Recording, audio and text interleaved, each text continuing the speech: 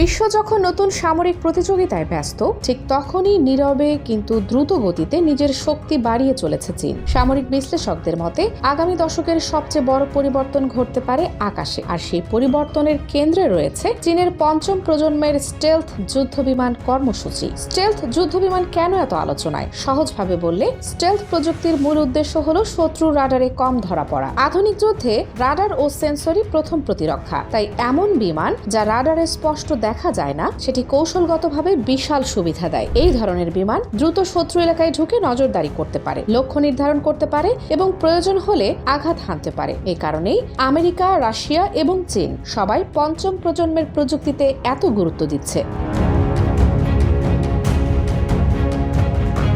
এসব বিমানের ডিজাইন এমনভাবে করা হয়েছে যাতে তা কম রাডার সিগনেচার তৈরি করে। পাশাপাশি এতে যুক্ত করা হয়েছে আধুনিক সেন্সর, ডেটা লিঙ্ক এবং দীর্ঘ পাল্লার অস্ত্র ব্যবস্থা। সামরিক পর্যবেক্ষকদের মতে এসব বিমানের কার্যক্ষমতা প্রায় 1200 থেকে 2000 কিলোমিটার পর্যন্ত বিস্তৃত হতে পারে, যা আঞ্চলিক সংঘাতের ক্ষেত্রে অত্যন্ত গুরুত্বপূর্ণ। এর মানে একটি বিমান নিজ ঘাঁটি থেকে অনেক দূরেও কার্যকর অপারেশন চালাতে সক্ষম। চীনের উন্নত এয়ার টু এয়ার মিসাইল যেমন PL-15 দূরবর্তী লক্ষ্যবস্তুকে আঘাত করার জন্য তৈরি। আধুনিক যুদ্ধের বড় অংশই কে আগে শত্রুকে শনাক্ত ও আঘাত করতে পারে এই প্রতিযোগিতার উপর নির্ভর করে। ফলে উন্নত রাডার, সেন্সর ফিউশন এবং দ্রুত ডেটা শেয়ারিং ক্ষমতা একটি ফাইটারকে অনেক বেশি কার্যকর করে তোলে। চীন এই জায়গাতেই বড় বিনিয়োগ করছে বলে মনে করা হয়।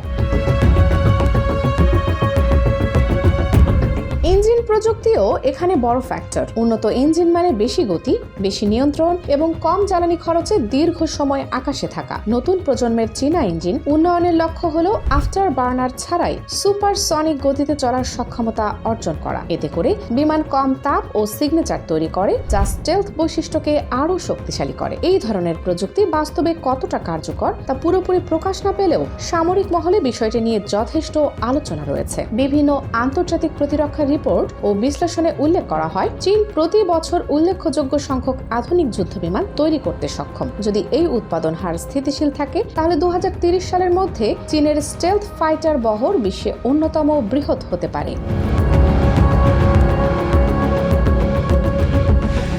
এই সামরিক শক্তি বৃদ্ধির সম্ভাব্য প্রভাব নিয়ে সবচেয়ে বেশি আলোচনা হয় তিনটি অঞ্চলে: তাইওয়ান প্রণালী, দক্ষিণ চীন সাগর এবং পশ্চিম প্রশান্ত মহাসাগর। এই এলাকাগুলো আগে থেকে ভূ রাজনৈতিক উত্তেজনার কেন্দ্র। যদি কোনো পক্ষ প্রযুক্তিগতভাবে এগিয়ে যায়, তাহলে শক্তির ভারসাম্যে পরিবর্তন আসতে পারে। আর আকাশ নিয়ন্ত্রণের প্রশ্ন এখানে অত্যন্ত গুরুত্বপূর্ণ, কারণ আকাশে আধিপত্য মানে নজরদারি, প্রতিরক্ষা এবং আক্রমণ সব ক্ষেত্রেই সুবিধা। বিশ্ব শক্তির প্রতিক্রিয়াও এখানে গুরুত্বপূর্ণ। আমেরিকা ও তার মিত্ররা নিজেদের প্রযুক্তি ও প্রতিরক্ষা ব্যবস্থাকে আরো উন্নত করছে। নতুন প্রজন্মের যুদ্ধ বিমান, ড্রোন, কৃত্রিম বুদ্ধিমত্তা সবকিছুই এখন প্রতিযোগিতার অংশ। অর্থাৎ এটি একতরফা অগ্রগতি নয়, বরং একটি চলমান প্রযুক্তিগত দৌড়। এক পক্ষ এগোলে অন্য পক্ষ পাল্টা উন্নয়নে মনোযোগ দেয়, এটাই বাস্তবতা।